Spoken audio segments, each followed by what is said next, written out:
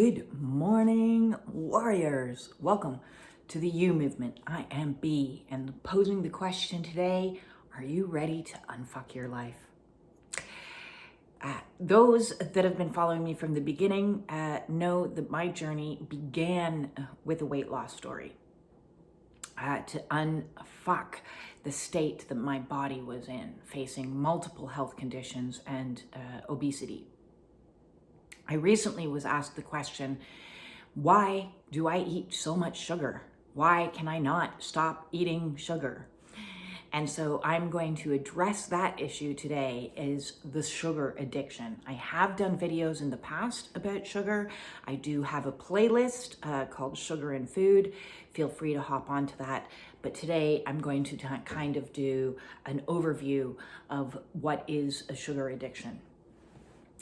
So any addiction is, as the teachings of Gabor Mate, and because there's actually 12 different theories of addiction. I tend not to believe a lot of those theories of addiction. I don't believe that all addictions are disease and that you are hopeless and have to surrender to it and have to be chained to it for the rest of your life. No. Addiction is a trauma response. Trauma happened and we utilized some sort of addictive behavior to cope with said trauma.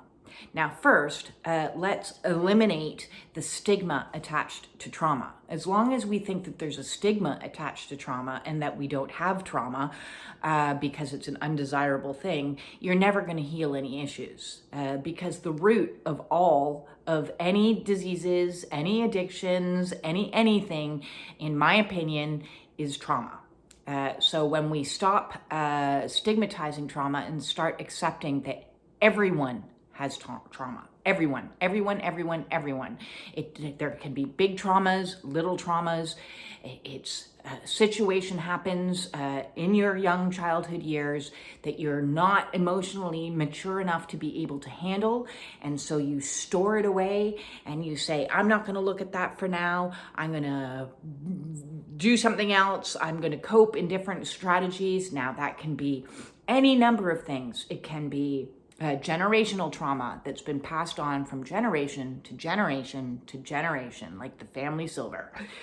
It can be a huge T trauma, capital T trauma, as they're described, as any form of emotional abuse, psychological abuse, physical abuse, sexual abuse, religious abuse, ritual abuse, war, being impoverished and having to leave country as a refugee. All of these are big T traumas, massive. They can be little T traumas.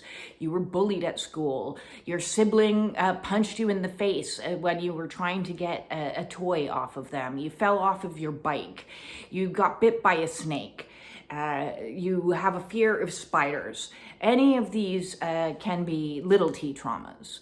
So we all have traumas, and how we coped with them, or for the matter, more accurate description, how we not coped with them in our childhood years is why we stored it in our bodies as well as our subconscious mind, and it influenced our decision makings, our emotional responses to situations. So it's highly charged with an emotional event. So whatever happened in the physical world created an emotional charge, and then you go through life and then similar situations trigger that same emotional response, and so we grab at things to try to soothe said emotional charge. So when you are out hiking, a spider lands on you and you've got this terrible fear of spiders and you freak out, totally unrealistically, and people are like, it's just a spider, oh my God, and you're in child mind again, reliving that trauma in that moment. And that's what an emotional flashback is. So to prevent emotional flashbacks, what we do is we try to soothe. So maybe in that moment, you're like, oh my God, oh, that was so scary. I need a cigarette now. So often our traumas are not just from situations that what happened to us, Traumas can also come about by situations that didn't happen to us that should have happened to us. So if we were neglected, if we got, we came home after a really bad day at school and we failed a math test, and instead of our parents saying to us, "It's okay, darling, it's just a test, you'll do better on the next one. I'm still proud of you, I still love you." Instead of getting that, we got and frustration, and they left and made us feel shame. So we internalized shame. We didn't get what we need. So maybe what you didn't get was love, validation, comfort, soothing, support, protection. Any of those ring a bell? So we can have trauma for the absence of energy as well. And so today I want to talk about sugar, because sugar to me replicates or synthetically soothes the missing energy of sweetness. If in your childhood life was not so sweet, instead you had a lot of negative situations happening, what you're taking in is the energy of bitterness. You're taking in the energy of resentfulness, and those energies are more sour in nature. And so what we try to do is synthetically soothe those sour energies that we're feeling. You know, maybe in our adult life that's showing up as a really shitty marriage or a crappy job or a life situation where you're just not getting what you want. And so we're like, this isn't the way that I want my life to be. I'm feeling miserable, and I don't have the recollection or the programming of what self-soothing looks like, because that wasn't taught to me or programmed into me when I was in that energy as a child, when I was in the energy of bitterness and resentfulness. I went to a birthday party and they got gifts and I didn't get a gift. Where's my gift? Instead of our parent learning to healthily soothe us in that moment. How did you feel when you didn't get a gift? That must have hurt. I know, but it wasn't your time. You know, you still have to soothe a child through their emotional experiences. So if you weren't taught how to emotionally release emotions and process through emotions, if emoting wasn't safe for you, pull yourself together. What are you complaining about? Or children should be seen and not heard. Go to your room. I'm not going to listen to your whinging. If you were punished for having healthy feelings over situations, you are having an absence of sweetness in your life. That energy just doesn't exist. You were never taught it. It's not in there. And that is very much in heart chakra wounding. Food in general, if you're soothing yourself through heavy foods and carbohydrates, is a more root chakra because it's trying to ground you. So sometimes when food is the addiction, you have two chakras that are at play. Actually, three. First, the root chakra, because if you're putting on excess weight, or the opposite energy, if you're trying to micromanage and control your weight and you're showing up as anorexia or bulimia or any of these types of, that's still root chakra. It's trying to take control of your physical environment, where heart chakra is all of those love, soothing, gentle, nurturing, compassion energies. And if there was an absence of those, then that's where more sugar a specific type of addictions come into play, as well as throat chakra, because we're self-soothing through food. We're putting things into our mouths, which is repressing back and sucking back the words that we want to say, the authenticity of that we want to show up in, our truths that weren't allowed to be expressed. So 3 types of things could be at play when it comes to food. Grounding, if you're not feeling grounded, and so we put on weight to help ground us, or the opposite end of that, in trying to control the environment. I'm going to control my food intake to such an extent that I'm not going to provide myself with the nutrients that I require. Heart chakra, if I have an absence and a heart wound where I didn't receive, so that's that missing energy of love, soothing, kindness, compassion, that swaddling kind of care energy. It's okay. It's okay that you had a bad day, my darling. It's okay that you're upset. It's okay that you're feeling whatever you're feeling. I'm going to hold space for you. And most parents don't know how to do that because they weren't taught. So that is a generational trauma that has been passed down over thousands of years. And then, as well as I mentioned, food, putting mouth, throat chakra issue of supplicating yourself through food, swallowing it down, not speaking how you're feeling, not speaking your truth, not speaking up for yourself. So if we have these type of disharmony or dis-ease in the energetic system, in the chakra system, that's going to play out in our physical. So our bodies are going to look a certain way, or our behaviors are going to look a certain way. And so we might be grabbing for chocolate bars, for cakes, for ice creams, all of these types of things. And you have to think about, what foods am I grabbing for? Because each food satisfies a different emotional charge. For example, if you're craving potato chips, crunchy, hard, what you're actually suppressing in that situation is anger and resentment, hard. Where if you're craving ice cream, you're wanting soothing, gentle, baby kind of soft foods.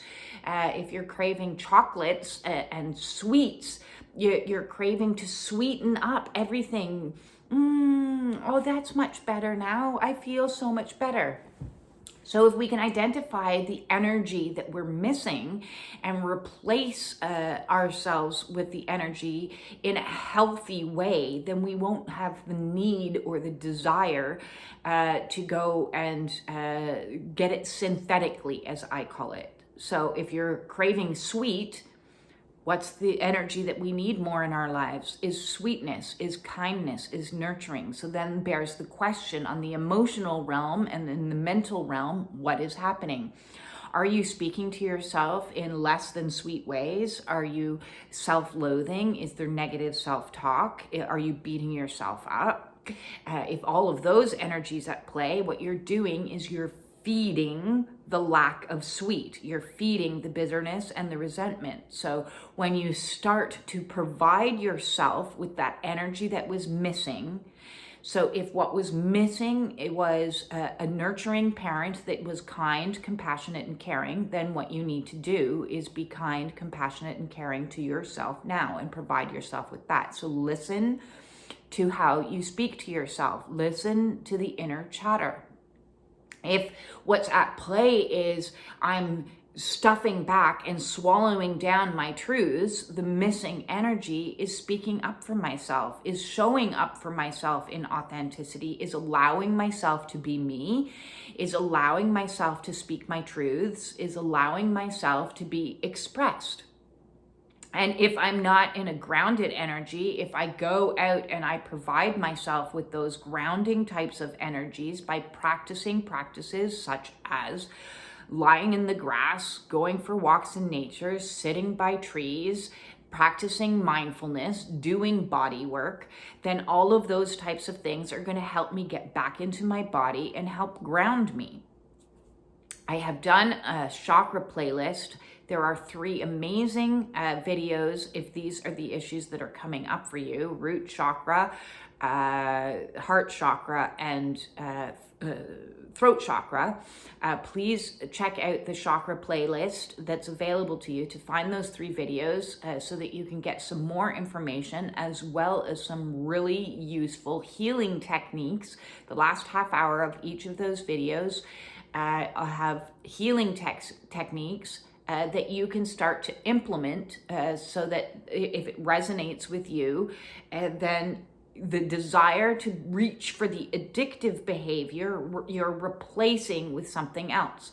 Because the biggest problem that people have when they try to break addictions is quitting cold turkey and not replacing it with anything. Well, if you're not replacing it with anything, then you're feeling an absence of. And so the desire to go back, to fall off the wagon, to repeat the habit is even more so. So when we replace something that is causing us disharmony in our lives and maybe costing us money that we don't have, maybe causing a friction in relationships, or is something that we're hiding. So those are my 3 qualifiers for if you have an addiction. I'll repeat. Is it costing you money you don't have? Has it causing friction? Sorry, I'm swearing at you now. Is it causing friction in your life, in your situation, at job, relationship, family? And are you hiding it? Do you have chocolate bars hidden in drawers that you don't want anyone to find? That's a flag. So those 3 flags will let you know, is this behavior causing me, no matter the fact that it's causing disharmony in my life and negative consequences in my life, I'm still needing to do it. So let's replace it with something. And that something doesn't mean, okay, I'm going from a chocolate bar, I'm going to replace it with candies, because that's the equal. It's not canceling each other out. We need to replace it with a healthy variant to give you that energy. So if it's overconsumption of food, what are things that I can do to help ground me? If it's an overconsumption of chocolates and sweets and sugars, then what can I do to make my life sweeter? Can I do activities? Can I start a class that's going to be fun and enjoyable and maybe social? Can I, what activities and what way do I talk to myself and what way do I soothe myself that I can do in those moments when I'm feeling triggered that's going to replace the desire to grab onto the sugar? And the same with maybe taking a singing class if you're trying to express yourself more, or humming or chanting or exercising your capacity to write and speak your truths, journal, all of those types of things. But as I said, go watch the chakra videos and they'll give you a lot more potential things that you can use to replace. And when it comes to sugar, I also want to talk about something that I myself was not ready to hear back years before I decided to quit. And that's why the question is, are you ready to unfuck your life? Because one truth that it's hard hitting is the fact that if you are overweight, if you consume a lot of sugar, and if you are constantly having cravings, is you have an imbalance in your gut of bacteria, parasites, potentially fungals, and a whole bunch of other things. And I didn't want to hear that because it grossed me out.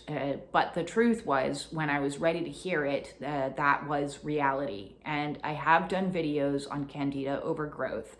And one of the things that clicked into place for me that really made me go, I don't want to keep eating sugar, I gotta quit sugar, was the fact that these things have a consciousness. They have their own consciousness. And the Candida and any parasites that you may have in your gut craves sugar.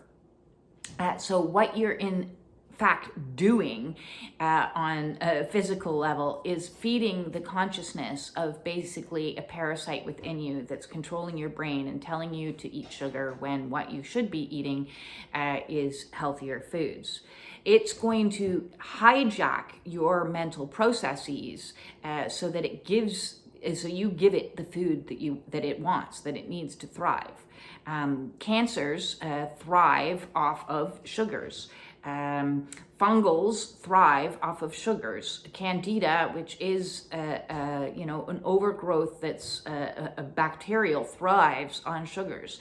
And all of these things that are thriving on sugars, if you feed them sugars, are putting waste products into your bloodstream through the process of leaky gut. And it's the waste processes that's causing to have many health conditions. And those health conditions can come in many forms, which I've mentioned before: athlete's foot, ringworm, thrush, skin eruptions, dandruff.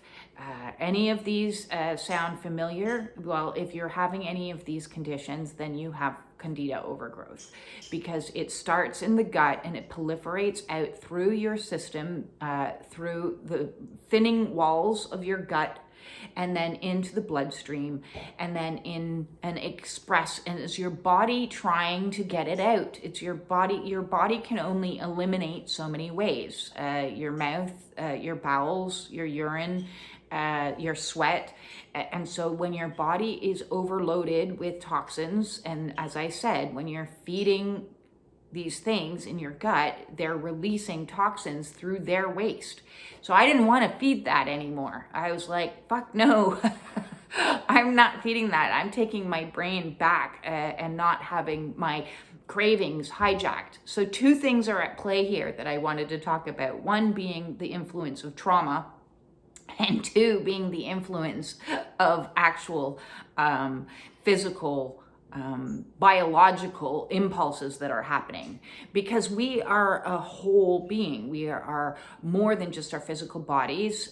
We are our emotional bodies. We are our mental processes. We are a spiritual body. So all of those things are at play at the same time. And so getting to the root cause of things is what is going to help you heal the trauma. Once you heal the trauma, and if the trauma was a wound of not getting nurturance from a parent or self-soothing, and we heal that by soothing the inner child and healing the inner child, then we won't have the same emotional charges will dissipate. We won't have the same mental thought processes of, now I need to go and take this to make me feel better. And so that is the theory behind cognitive behavioral therapy. And we can actually clear it, transmute it, alchemize it, let go of it, heal. So if you are needing some help with your weight loss journey, with your addictions to certain foods, and you feel like you would like to have a one-on-one with me, the way to do that is in the description below. Just send me off an email to justbebeing@gmail.com. and we can set up a one-on-one Zoom call. All of my services are by donation. And if you would like to join the Spiritual Warrior Support Group to talk to other people who are going through the same things that you are going through, the way to do that and the link for that will be in the description below. And if you want to leave a comment or a question here on YouTube, because other people might also be resonating with some of the same things that you're resonating with, please and thank you. It really, really helps. You have no idea how much all the comments, the likes, the shares, the subscriptions help my channel grow. And I'm grateful for that. With that said, I'm going to send you all my love so that you can take some of that love and feed you that instead of feeding yourself the sugar. That said, peace out.